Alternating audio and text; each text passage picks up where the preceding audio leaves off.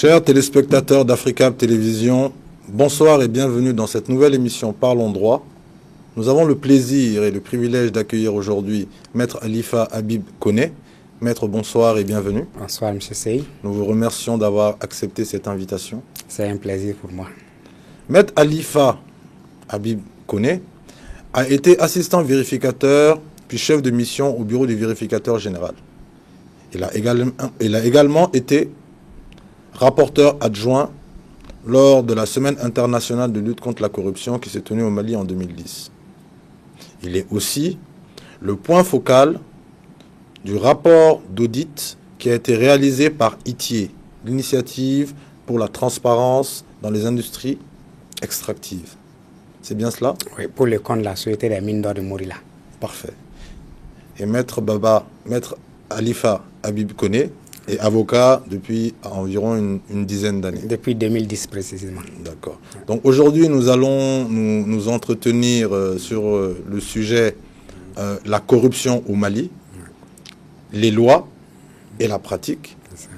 Donc sans plus tarder, si vous pouvez peut-être de manière sommaire nous dire dans un français facile qu'est-ce que déjà la corruption et peut-être par la suite on verra ce que les lois prévoient par rapport à cette corruption-là et comment dans la pratique nos institutions ou nos organes judiciaires agissent en face de ce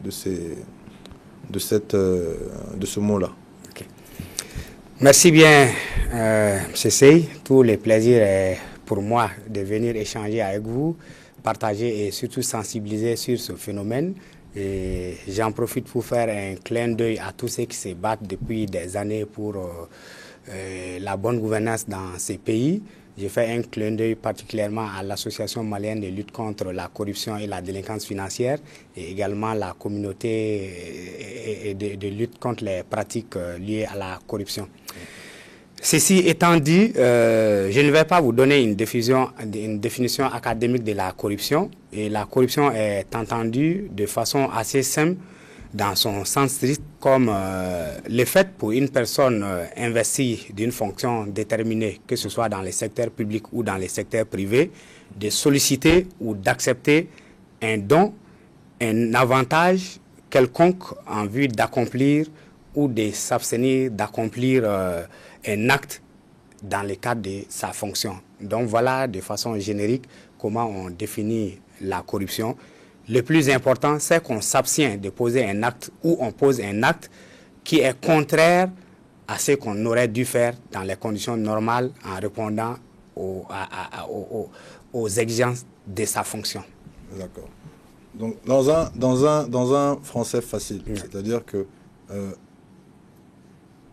lorsqu'on part dans une institution, à quel moment on considère que la personne qui arrive dans l'institution est en train de commettre un acte de corruption et à quel moment on considère que le fonctionnaire, lui, est en train de commettre un acte de corruption? Qui est corrupteur, qui est corrompu, et est-ce que dans les deux cas, les sanctions qui sont prévues sont les mêmes? Déjà dans un premier temps. C'est ça. Après, on va continuer. Mais déjà, par rapport à ces points-là, si vous pouvez nous apporter des précisions. Merci. Et effectivement, pour qu'il y ait corruption, il faut deux acteurs. Le corrupteur et naturellement le corrompu. Et le corrupteur, c'est celui qui fait l'offre. Et les deux situations peuvent se poser. L'utilisateur du service public, dans le cas du public, qui veut être servi le premier, par exemple, et qui offre. C'est lui le corrupteur. Et de l'autre côté, le fonctionnaire. Dans les cadres publics, n'oublions pas que la corruption dans le milieu privé, la notion existe. Les fonctionnaires qui acceptent de recevoir ce don ou cette gratification normalement à laquelle il n'a pas droit. C'est lui le corrompu. Et plus grave encore, lorsque c'est les fonctionnaires même qui d'initiative proposent, donc on peut parler de concussion. Et dans les deux cas, celui qui reçoit, qui est le fonctionnaire, qui soit sollicité ou sur son initiative, est puni. Maintenant, la difficulté par rapport à notre loi, de façon générale, c'est qu'en principe, le corrupteur aussi est sanctionné de la même faute que le corrompu. Et nous allons voir, si nous avons le temps de détailler, qu'il y a une législation spéciale que le Mali a prise depuis 2014 à travers la loi portant prévention et lutte contre l'enrichissement illicite, qui exonère le corrupteur qui prend la décision de dénoncer le corrompu. Et l'objectif, c'est de faire en sorte que chaque fois qu'il y a un acte de corruption, qu'on se donne beaucoup de chances pour que l'acte soit dénoncé. Parce que n'oublions pas, les termes génériques de la corruption en Bambara, lorsqu'on parle de sourafin, ça ne se fait pas en plein jour. Les Français parlent de dessous des tables, donc normalement ce n'est pas quelque chose qui est visible. Et donc à travers cette loi, on veut se donner la chance que celui qui a connaissance de la corruption ou qui est l'acteur de la corruption vienne dénoncer ses complices afin que ceci soit sanctionné. Et c'est pourquoi ce nouveau dispositif prévoit que celui qui dénonce donc ne sera pas puni. D'accord. Poursuivant dans le même sens, on sait que le code pénal de 2001 du Mali prévoit, article 120 à 123, la corruption et des fonctionnaires. Exactement, voilà, et des autres acteurs qui peuvent rentrer dans la sphère publique, mais également dans le domaine privé. Et comme vous le dites, on a aussi une loi sur l'enrichissement illicite de 2014. C'est ça, exactement. Et on a un certain nombre d'instruments qui existent et qui permettent normalement de lutter efficacement contre la corruption. Vous-même, vous dites que vous avez été... vous ne le dites pas. On l'a dit dans le propos liminaire que vous avez été assistant vérificateur, puis chef de mission au bureau du vérificateur général. Donc, par exemple, dans le cadre de vos missions là-bas, qu'est-ce qui se passe? C'est-à-dire qu'une fois que vous avez fait un audit, une fois que vous avez constaté, par exemple, des faits de corruption et que ceux-là sont relatés et rapportés justement dans un rapport qui est remis ensuite à qui de droit, qu'est-ce qui fait que finalement on n'arrive pas à un résultat définitif? Est-ce que lorsqu'on prend par exemple une structure comme le pôle économique, parce qu'on a la section, on a la Cour des comptes on a la section des comptes, la section des comptes de la Cour suprême, on a l'OCLEI, dont vous allez nous parler je pense plus en détail, on a le pôle économique, on a les juridictions. Qu'est-ce qui fait à la finale qu'on n'arrive pas à lutter efficacement contre la corruption? On a aussi le CENTIF dans le cadre des banques. Moi, je pense qu'il y a quand même une volonté politique qui est là. Et si vous pouvez peut-être même nous faire un petit historique, c'est-à-dire de l'indépendance à nos jours, parce qu'il y a différents régimes qui se sont succédés et Kokadje, lutter contre la corruption, c'est toujours quelque chose qui est revenu devant. Qu'est-ce qu'ils ont fait concrètement pour essayer de lutter contre cette corruption-là? Peut-être commencer même par la fin, quoi. Oui, mais Hassan, la difficulté, c'est ça la vraie question, la vraie problématique. Pourquoi ça ne marche pas? Et il y a à peu près un mois, j'ai fait un article que j'ai fait publier dans les journaux, que j'invite vos auditeurs à chercher à lire, qui fait une synthèse en posant la problématique, un rappel historique comme je vais le faire, posant la problématique, présentant tous les instruments. En fait, tout est là. L'année dernière, nous avons eu à faire une mission d'une semaine au Rwanda, à Kigali précisément, pour nous inspirer de l'expérience rwandaise. Et à notre retour, j'ai dit à mes compatriotes avec qui j'avais pu vivre la mission, qu'en conclusion, je me demande si c'était la peine qu'on se déplace même au Rwanda. Parce que les textes qui existent au Mali pour lutter contre la corruption sont beaucoup plus complets que le Rwanda. Et nous étions pratiquement à 10 ans d'avance sur le Rwanda. C'est maintenant, dernièrement, que le Rwanda a adopté une loi spécifiquement sur la corruption, alors que nous, nos pôles économiques et financiers existent depuis déjà belle lurette. Mais maintenant, la vraie question, pourquoi ça ne marche pas? Et c'est ça la vraie question. Vous dites qu'il y a déjà la volonté politique qui est là, mais moi je me pose la question sur la réalité de cette volonté politique. Et ça m'amène à faire un petit rappel historique. Tous les régimes que le Mali a connus depuis l'indépendance ont essayé, c'est les mots qu'il faut utiliser, ont essayé de lutter contre la corruption. Et cela a commencé depuis la première république sous Modibo Keïta, à partir des années 67. Et, détail important, là encore, comme aujourd'hui, c'est la jeunesse qui a pris l'initiative. En 67, la jeunesse US-RDA, comme on nous les raconte, naturellement, nous n'étions pas là, et les syndicalistes de l'UNTM vont réclamer un assainissement des structures économiques. Et donc, suite à ces mouvements, les municipalités dont la gestion était mise en cause ont été dissoutes. Et donc, c'est le Conseil national des jeunes qui va déclencher ce qu'on a appelé finalement l'opération taxi, l'opération Villa, qui cherchait à identifier les fonctionnaires qui avaient des taxis en circulation et les fonctionnaires qui avaient des villas, exactement comme aujourd'hui. Donc, on a l'impression que l'histoire se répète. Et ce sont ces incidents, finalement, qui sont nés à la suite de la dévaluation du franc malien où les gens protestaient, qui ont débouché sur cette vaste opération. Et malheureusement, peu de temps après, comme nous l'avons vu en novembre 69, le régime tombe.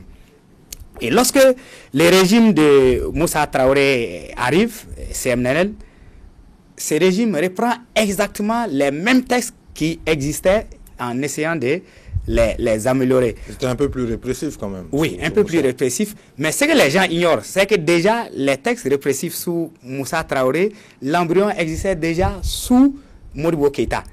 J'en veux pour seul exemple la loi 66-20 du 13 juillet 66 portant répression des atteintes aux biens publics. Vous voyez, nous, jeunes générations, avons l'impression que c'est sous Moussa Keïta qu'on a commencé à parler de répression et aux atteintes aux biens publics. Mais depuis 66, il y a déjà un premier texte sous Modibo Keïta. Ensuite, toujours sous Modibo Keïta, il y a une loi 67-41 portant répression des atteintes aux biens publics. Et vous voyez, à la suite de ça, Modibo Keïta a fait prendre une loi additive portant une loi additive au code de procédure civile, commerciale ou sociale fixant la durée de la contrainte par corps. Excusez-moi de vous couper. Hein. Oui. Je vais vous laisser suivre votre raisonnement, mais pour être dans le fil, parce qu'on dit aussi que sous Modibo, on volait moins, sous Moussa, on volait moins, quelles que soient les raisons qui sont évoquées. Est-ce qu'on a un audit concrètement, des éléments mesurables qui permettent de savoir si, par exemple, sous Modibo, sous Moussa, sous Alpha, sous ATT, c'est-à-dire en fonction du régime, est-ce que la corruption est plus importante, elle est moins importante, est-ce que c'est quantifiable ou pas, ou c'est simplement une appréciation générale?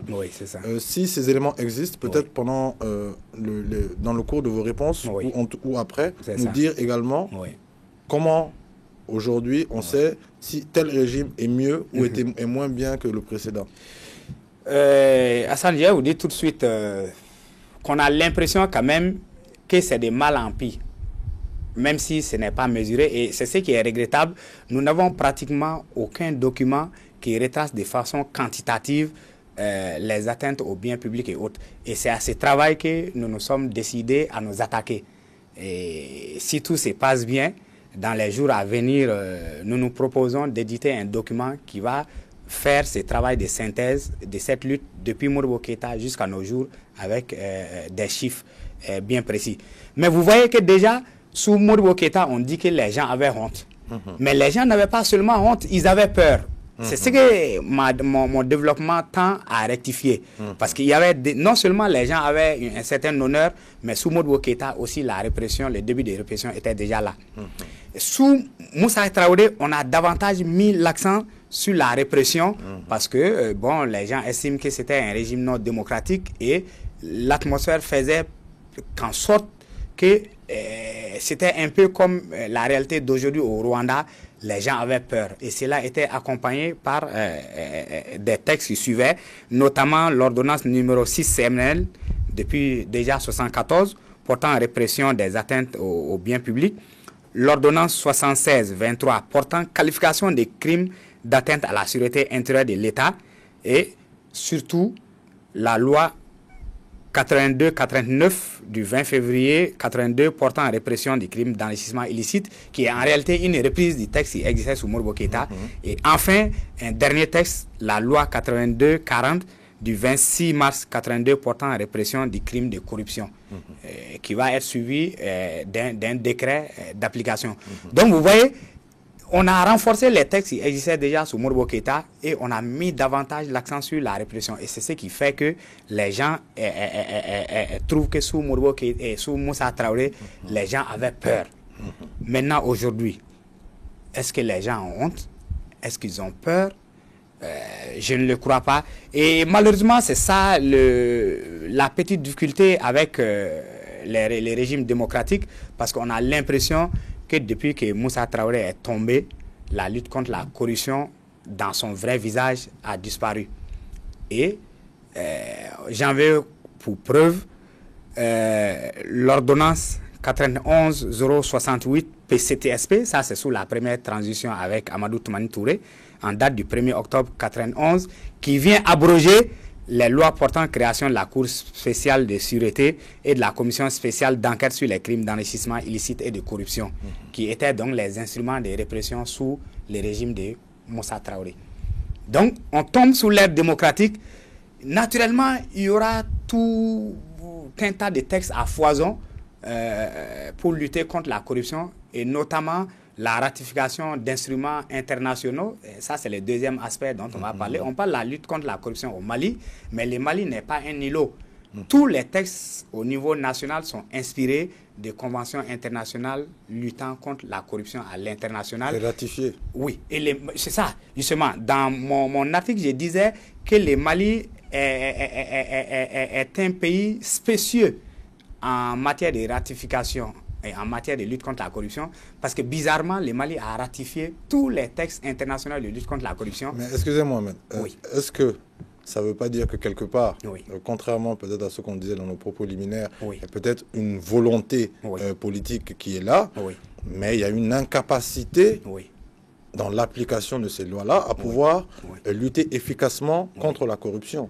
C'est-à-dire que, je vais vous laisser continuer, mais de toute manière, on va mettre aussi le lien de l'article pour que les téléspectateurs puissent y avoir accès. Exactement. Mais, malgré le fait que tous ces instruments ont été ratifiés, qu'est-ce qui fait encore une fois aujourd'hui que les gens n'ont pas peur de voler ou n'ont pas honte de voler? Est-ce que c'est parce qu'il y a justement un défaut de sanction et de répression? Est-ce que les institutions qui sont en place et qui sont censées justement sanctionner lorsqu'ils arrivent à une phase préliminaire, parfois l'enquête est abandonnée parce que justement ils n'ont pas les moyens de leur politique, pour parler simple? C'est-à-dire, en donnant un exemple concret, on sait que les personnes qui sont au CENTIF sont assez bien payées. Et lorsqu'une banque fait un rapport au CENTIF qui doit le transmettre à une autorité judiciaire, cette autorité judiciaire qui a en charge ce dossier-là a son salaire, et rien de plus.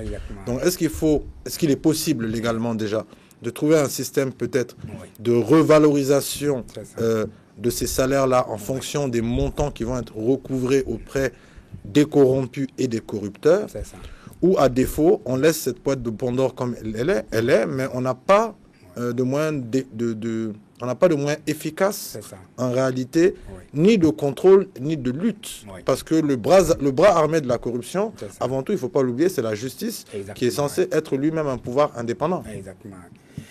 En fait, c'est ça. Il faut réaliser un audit de tous ces dispositifs pour aboutir à la réponse pourquoi ça ne marche pas. Et nous avons quand même des pistes de réflexion. Et moi, à mon avis, en fait, le niveau auquel le Mali a commis l'erreur, c'est de mettre l'accent sur les seules structures de contrôle. Parce que la spécificité du Mali, c'est que toutes les structures de contrôle, on les a mis dans des dispositions spécifiques où les gens sont très bien payés. Et si on a le temps, je vais vous faire un tour. Nous avons tellement de structures de lutte contre la corruption au Mali qu'en fin de compte, on se demande s'il y a une certaine efficience de ces structures. Parce que n'oubliez pas que pratiquement tous les ministères aujourd'hui ont leur inspection. Inspection de l'intérieur, inspection de ceci, inspection de cela. En plus de ça, vous avez le contrôle général des services publics, appelé l'ancien contrôle d'État. Vous avez à côté de ça le contrôle financier et vous avez l'inspection des finances, qui est l'inspection du ministère des Finances. Mais au-delà, vous avez encore le bureau du vérificateur général, vous avez la section des comptes de la Cour suprême, et la dernière née, l'Office central de lutte contre l'enrichissement illicite. l'OCLEI. Mais avec tout ça, ça ne marche pas. Ma piste de réflexion dont je parlais, c'est que toutes ces structures de contrôle sont dans des conditions avec des indemnités faramineuses, mais relatives, hein, quand vous voyez le travail qu'ils abattent et les risques que les gens prennent. Mais de l'autre côté, lorsque ces structures ont fini, elles transmettent leur rapport à qui? À la justice. Et notamment au pôle économique et financier des 3 cours d'appel, Bamako, Kai et Mopti, qui doivent prendre les relais. Malheureusement, au niveau de ces pôles, les magistrats, il est un juriste, il n'est pas spécialiste de tout. C'est ce que les gens ne se disent pas. Et les dispositifs prévoyaient maintenant des experts au niveau de ces pôles économiques et financiers.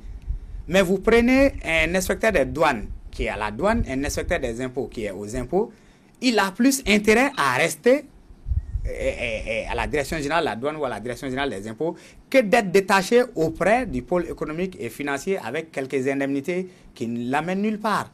Et donc, en fin de compte, ces dispositifs d'experts qui devraient maintenant renforcer les pôles économiques et financiers est désert parce qu'il n'y a pas de volontaires, il n'y a personne. Et donc, les pôles économiques, les juges d'instruction au niveau des pôles économiques et financiers se débrouillent comme ils peuvent, ils montent un dossier et à la fin de leur procédure, ils prennent une ordonnance de transmission des pièces au procureur général de la cour d'appel lorsqu'il s'agit d'un crime, ou une ordonnance de renvoi en chambre correctionnelle lorsqu'il s'agit d'un délit. Dans les cas spécifiques des crimes, le dossier, à partir du parquet général, arrive à la chambre d'accusation, où il n'y a déjà plus de spécialité. Les conseillers de la cour d'appel chargés de l'examen du dossier sont des conseillers, juristes, magistrats, qui souvent n'ont reçu aucune formation dans le domaine. Et vous voyez... Est-ce un problème de formation? Est-ce pas plutôt un problème, justement, comme on le disait tout à l'heure, qui est lié... Parce que, quel que soit le salaire du fonctionnaire, il est censé travailler à la bonne marge de l'État et au respect de l'équité et de la justice. Mais pour prendre un raisonnement par l'extrême ou par l'absurde, si vous préférez, lorsqu'on vole une moto ou une Jakarta au Mali, on peut se faire brûler, alors que lorsqu'on vole des milliards, à la limite, on ne dépasse pas la phase de l'enquête préliminaire. Donc ça veut dire qu'il y a un gros problème qu'il faut résoudre.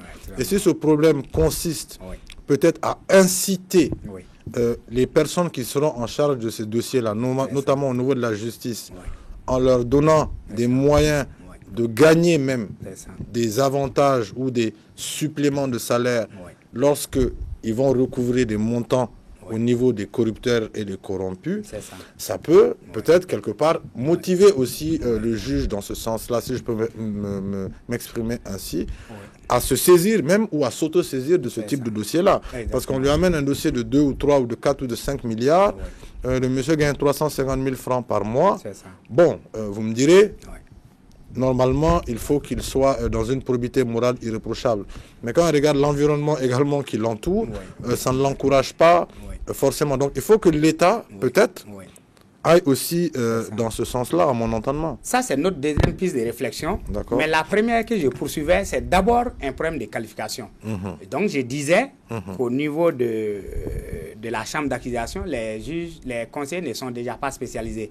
Et lorsque le dossier arrive devant la cour d'assises, les conseillers chargés d'examiner le dossier ne sont pas du tout spécialisés.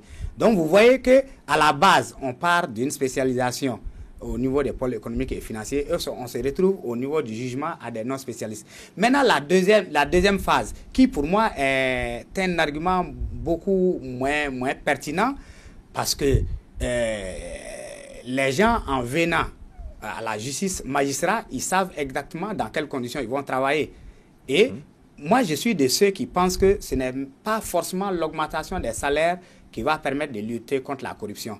Les institutions et les textes ne valent que par les hommes qui les appliquent, et que vous payez quelqu'un à 1 million ou à 200 000, s'il doit être corrompu, il va être corrompu. Naturellement, je suis de ceux qui félicitent ces régimes pour avoir augmenté notamment la prime de judicature des magistrats, et nous pensons qu'à partir de ça, l'État doit être beaucoup plus regardant sur le fonctionnement de la justice. Et c'est là, justement, que je me dis qu'on n'a pas les réflexes de la lutte contre la corruption. Vous voyez là où on augmente les primes et les indemnités de judicature pour les mettre au-delà du million. En principe, les juges qui sont au niveau de l'inspection des services judiciaires ne bénéficient pas de cette indemnité de judicature. Et eux, on les a totalement oubliés.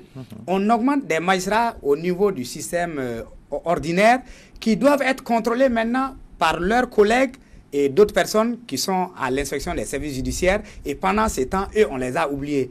Donc, vous voyez qu'on n'a pas ces réflexes-là. Pour moi, ça devait être une augmentation d'ensemble. On augmente l'indemnité de judicature au niveau de ceux qui sont dans les juridictions et en même temps, on devrait augmenter proportionnellement aussi les primes et indemnités des inspecteurs qui sont au niveau de l'inspection des services judiciaires. Donc, vous voyez, tout ça, maintenant, l'autre problème que vous posiez, est-ce que ce n'est pas plutôt un problème de mise en œuvre? Oui, peut-être un problème de mise en œuvre, mais moi, je pense fondamentalement que c'est avant tout un problème de volonté politique. C'est le chef de l'État et son gouvernement qui définissent la politique de l'État. Et lorsqu'ils décident d'appliquer une politique, je ne vois pas qui dans ces pays, normalement, devrait être capable de bloquer cette politique. Si c'est le cas, c'est que véritablement, il y a un problème. Mais poursuivant, oui. On sait que la loi sur l'enrichissement illicite avait prévu, je pense, en son article 35, qu'un certain nombre de fonctionnaires déclarent leurs biens. Oui, exactement. Ça n'a toujours pas été fait. Oui. Bon, à partir de ce moment-là, qu'est-ce qui bloque? Par exemple, pour la déclaration de ces biens de ces 10 fonctionnaires. C'est qu'est-ce qui fait que ça ne se fait pas aujourd'hui? Pour moi, c'est un problème de volonté politique. Parce que tous ceux qui sont dans ces domaines, des ONG et autres qui sont dans les domaines de la lutte contre la corruption, ont été véritablement dessus lorsque un courant de fonctionnaires s'est levé pour s'opposer à la mise en application de cette loi avec des arguments qui, à mon avis, juridiquement ne tiennent pas la route. Le premier argument principalement, c'est qu'ils estiment que la loi fait la ségrégation entre les Maliens parce que les députés n'ont pas été prévus parmi ceux qui sont obligés de procéder à la déclaration de leurs biens. Alors qu'il y a des explications. Maintenant, à partir de ça, sur la signature d'un CMPV, on a suspendu pratiquement l'application d'une loi par la signature d'un CMPV. Et ça nous ramène aussi au privilège de juridiction et à l'immunité. Oui, les privilèges de juridiction, je comprends mieux. Je comprends mieux parce qu'on a la possibilité de les contourner. Mais ici, on parle d'une loi qui n'a pas été abrogée, qui normalement devait être en application, mais qui est suspendue par un PV. Non, je parle par rapport aux députés que vous avez évoqués. C'est-à-dire que le fonctionnaire lambda ne doit pas pouvoir se prévaloir des mêmes prérogatives qu'un député qui bénéficie justement d'une immunité parlementaire. C'est ça. Et on sait par-delà que la souveraineté nationale, en tout cas en matière pénale, permet éventuellement de pouvoir, en tout cas, équilibrer les moyens juridiques existants pour les contraindre à se présenter devant la justice si vraiment le cas le nécessite. Mais une immunité parlementaire est une immunité parlementaire. Est-ce qu'on peut se... Est-ce que... Oui, je vous écoute. Oui, sauf qu'ici, il ne s'agit pas d'immunité. C'est en fait un fait fâcheux et regrettable. C'est que la version qui avait été préparée sous l'ancien ministre Malik Coulibaly lors de son premier passage sous la transition, effectivement prévoyait les députés parmi les personnes astreintes à l'obligation de déclaration des biens. C'est normal. Si vous prenez simplement nos textes, vous prenez simplement la loi 2013-031 portant approbation du code de transparence dans la gestion des finances publiques, effectivement, les députés devaient être dans la liste parce qu'ils font partie des personnes exposées. Mais bon, vous connaissez ces pays, il est ce qu'il est. Lorsque le projet est arrivé devant la table de l'Assemblée nationale, les députés l'ont amendé et se sont soustraits de l'obligation. Mais toute loi, aucune loi n'est parfaite. Comment l'État, parce que vous avez parlé plusieurs fois de volonté politique, donc comment l'État doit magnifier sa présence dans le secteur de la corruption, comment l'État peut faire pour être plus efficace dans la lutte contre la corruption, c'est-à-dire quelle volonté, quand vous dites au niveau de la volonté politique, quelle volonté politique qu'on peut traduire en action l'État peut entreprendre pour justement qu'on puisse lutter efficacement contre cette corruption, vu qu'on dit qu'on a les instruments, on a les lois, on a les structures. Bon, la pratique pose toujours problème. Donc, qu'est-ce que l'État peut faire? La première des choses, déjà, lorsqu'on parle d'État, moi, je ne vois pas qui mieux qu'un député. C'est qu'on relise déjà les textes, la loi 2014-015 portant prévention et répression, la lutte contre l'enrichissement illicite, pour que les députés soient astreints à l'obligation de déclaration des biens. La deuxième des choses, c'est de laisser les textes s'appliquer tels quels, parce que la loi a défini une liste de fonctionnaires astreints à la déclaration des biens. Et malheureusement, après la signature du PV, la liste s'est rétrécie comme un pot de chagrin. Au point où aujourd'hui, dans les bassins de ceux qui sont astreints effectivement à l'obligation de déclaration des biens, vous prenez, ce n'est pas pour stigmatiser des gens, mais bon, c'est dans ce domaine qu'on gère les finances. Vous prenez la direction générale des impôts, un directeur régional des impôts n'est pas astreint à la déclaration de ses biens. C'est seul le directeur général et son adjoint. Vous prenez la direction générale des douanes, seul le directeur général et son adjoint sont astreints à la déclaration des biens. Tous les autres échappent exactement comme au trésor. Et en fin de compte, les fonctionnaires qui sont vraiment dans une position où facilement ils peuvent se rendre coupables de détournement, la majorité n'est plus astreinte à la déclaration des biens. Donc, la première des choses à faire, c'est d'amener tous ces gens-là dans les bassins et les obliger à procéder à la déclaration des biens. Excusez-moi, il ne nous reste plus que 5 minutes. Oui. Donc, si je comprends bien, il faut peut-être que l'État soit lui-même déjà le premier exemple. Exactement. Et exactement. Si poursuivant, vous pouvez peut-être en 1 minute nous faire une conclusion sur le thème de manière globale, c'est-à-dire les lois d'un côté et la pratique de l'autre et comment les mettre ensemble. Exactement. Et s'il y a une maxime, une citation qui vous marque ou qui vous a marqué, et puis enfin si vous avez un vœu pour le Mali et pour les Maliens. Ok, merci. Et je le répète encore, je suis convaincu qu'au Mali, ce n'est pas un problème de loi. Nos lois sont parfaites et complètes. Malheureusement, je vous souhaite présenter 2 tableaux qui dépeignent la situation du Mali. Une citation de Aminata Dramane Traoré, ancienne, mais qui est encore d'actualité, qui disait « Les finances publiques constituent le butin dont la convoitise est au cœur du jeu politique. Le choix ou la répartition des postes ministériels entre les partis politiques au sein du gouvernement donne lieu à des débats houleux ou souvent explosifs, précisément parce que la conquête du pouvoir, au lieu d'être motivée par un idéal de société, rime avec l'accès facile aux deniers publics. » C'est encore d'actualité.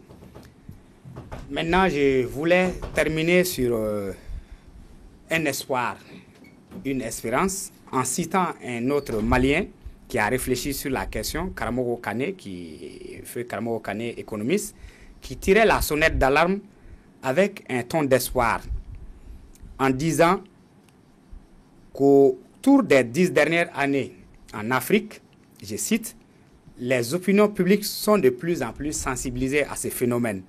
Le premier instrument de lutte contre la corruption, c'est la mobilisation. A contrario, une société qui célèbre les escrocs constituera un terreau favorable. Voilà 2 citations phares qui opposent, qui présentent la situation malienne et qui est une note d'espoir. Nous avons des propositions concrètes pour sortir de cette situation qui malheureusement on ne pourra pas le temps de tout développer ici. Mais comme on vous a dit, on mettra le lien de l'article. Exactement, mais nous invitons les Maliens et surtout les jeunes à nous rejoindre dans cette lutte pour l'amélioration de la gouvernance. Nous pensons que le plus grand mal de ces pays et qui est certainement à la source de cette crise multidimensionnelle, c'est un problème de gouvernance. Et nous invitons donc tous les Maliens à s'intéresser à cette situation et notamment à soutenir l'Office central de lutte contre l'enrichissement illicite qui a cette spécificité que même si vous volez et qu'on ne vous prend pas sur le coup, forcément vous allez dépenser ou vous allez acheter des biens et c'est à ce niveau que les instruments de lutte contre l'enrichissement illicite sont imparables et forcément on va vous saisir et les sanctions, qu'elles soient administratives ou autres, vont tomber. Maître Koné, on vous remercie de votre disponibilité. Merci. Chers téléspectateurs d'Africab Télévision, on se redonne rendez-vous dimanche prochain à la même heure et sur donc la même chaîne. Merci. Merci, au plaisir.